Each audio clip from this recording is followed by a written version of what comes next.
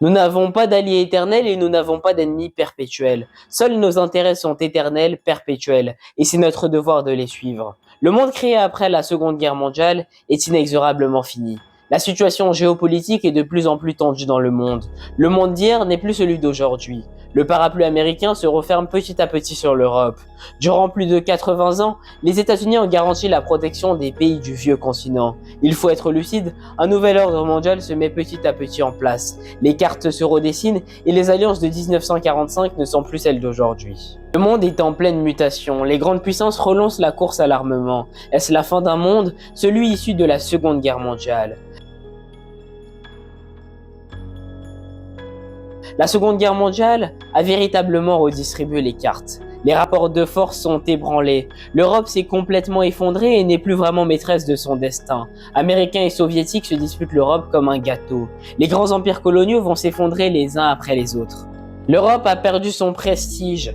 À Potsdam, en juillet 1945, les grands vainqueurs se rencontrent pour définir des sphères d'influence. L'URSS de Joseph Staline en profite pour élargir le territoire de l'Union soviétique et créer de véritables États satellites. Mais les États-Unis, eux, élargissent grandement leur puissance et leur influence à travers le monde. Ils sont présents militairement partout dans le monde. Ils ont le monopole de l'arme atomique. Le dollar a, tenez-vous bien, dépassé la livre sterling. Les États-Unis possèdent à ce moment-là 50% des réserves d'or. Les États-Unis sont à ce moment-là la seule nation qui peut garantir la protection de l'Europe occidentale. Pour lutter contre l'URSS, les USA vont mettre en place une forte aide économique et militaire pour aider les pays européens à sortir du marasme économique. C'est le plan Marshall. 13,5 milliards de dollars sont donnés par les États-Unis de 1947 à 1951. Mais dans la vie, rien n'est gratuit. Chaque pays a ses intérêts. L'Europe doit consommer américain. Les États-Unis peuvent ainsi écouler leur surplus sur le marché américain. Le plan Marshall va d'ailleurs lancer les 30 Glorieuses en France. C'est le début d'une société de consommation. La désillusion sera terrible en 1973 avec le premier choc pétrolier. Mais ça, c'est une autre histoire. Les clés de la sécurité européenne sont donc données aux États-Unis. Cela a créé une situation de dépendance stratégique. En 1949, l'OTAN, l'organisation du traité de l'Atlantique Nord, est créée. Cette organisation doit garantir la protection du vieux continent. Chaque pays s'engage à se défendre mutuellement contre une attaque soviétique. Les États-Unis créent de très nombreuses bases militaires dans toute l'Europe de l'Ouest. L'état-major de l'OTAN est installé en France. Entre 1950 et 1958, il y a plus de 100 000 soldats sur le territoire français. L'homme qui a voulu une pleine indépendance de son pays est Charles de Gaulle. Après sa traversée du désert, de Gaulle revient au pouvoir en 1958. Il se méfie des États-Unis qui ne l'ont pas aidé en Indochine et en Algérie. Les États-Unis l'ont aussi abandonné lors de la crise de Suez.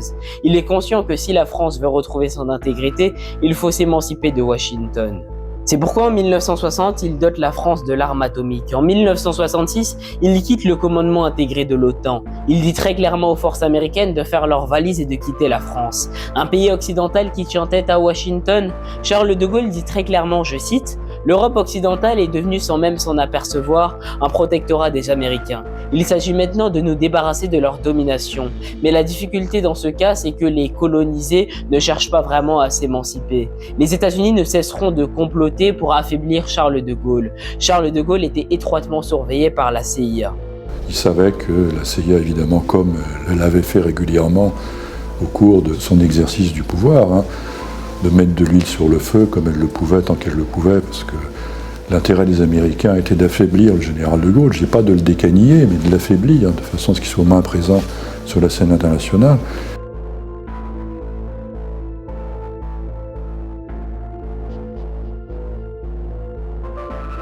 Pendant plus de 80 ans, l'Europe a beaucoup trop dépendu des Américains.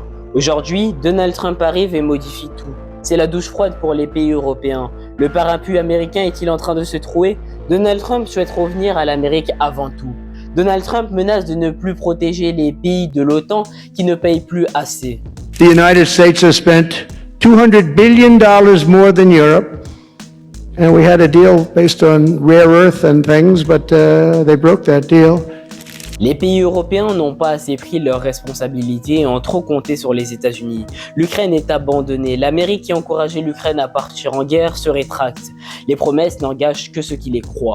Et la question qui est posée aujourd'hui à l'Europe, monsieur le Premier ministre, c'est allons-nous suivre les Américains docilement comme des petits chiens ou allons-nous enfin développer une Europe indépendante et stratégique au niveau du monde? Les alliés d'hier sont devenus les adversaires d'aujourd'hui. Si l'Europe veut à tout prix conserver sa souveraineté, il faut revenir à la posture de Charles de Gaulle, s'émanciper de Washington. Il faut que l'Europe qui est endormie se réveille. Des négociations sont opérées sans les principaux concernés, même s'il est vrai que les Européens n'ont pas la puissance stratégique des Américains. Il faut une véritable Union européenne. Les Américains menacent même de quitter l'OTAN qui garantit la protection de beaucoup de pays européens. Le monde est inexorablement en pleine mutation, les cartes se redessinent. La première conséquence qu'il faut en tirer, c'est l'unité des Européens et comprendre qu'il faut enfin se réveiller et s'organiser pour se doter de la puissance de la France, parce qu'il faut voir au regard de ce qui se passe en Ukraine nos faiblesses, la puissance de l'Europe en choisissant une avant-garde en matière de défense, c'est-à-dire l'Allemagne, le Royaume-Uni, la France, la Pologne, quelques autres Européens. Il faut prendre le chemin, il faut un leadership européen, il faut qu'il y ait des patrons en Europe. Et Trump dit lui-même, je cite, « L'Union européenne a été créée pour, je cite, emmerder les États-Unis ». L'Europe n'est plus la priorité des Américains. La priorité de Washington, c'est clairement la Chine. Les images entre le président Zelensky et le président Trump le montrent bien. Vous n'êtes pas dans une bonne position, vous n'avez pas les cartes en main. Je ne joue pas aux cartes. Vous êtes en train de jouer. Vous pariez avec la vie des gens. Vous pariez avec la Troisième Guerre mondiale. Et ce que vous faites est irrespectueux pour ce pays. Nous ne sommes plus en 1945, il ne faut pas se leurrer. Le président Trump remet en cause le droit international établi par les États-Unis eux-mêmes. Mais il n'est pas bon de trop dépendre d'une personne, car dans la vie, rien n'est gratuit. Il est important dans les années à venir que l'Europe prenne vraiment en main sa propre défense. Vous n'avez sans doute pas entendu parler de cette expression, le partage du fardeau. Il est temps d'investir, car vous ne pouvez pas supposer que la présence américaine durera éternellement. Les États-Unis ne sont plus des alliés mais des partenaires stratégiques. Les États n'ont pas d'amis, ils n'ont que des intérêts. Je terminerai par cette phrase d'Henry Kissinger qui a dit un jour « Être ennemi des États-Unis est dangereux, mais être ami est fatal ».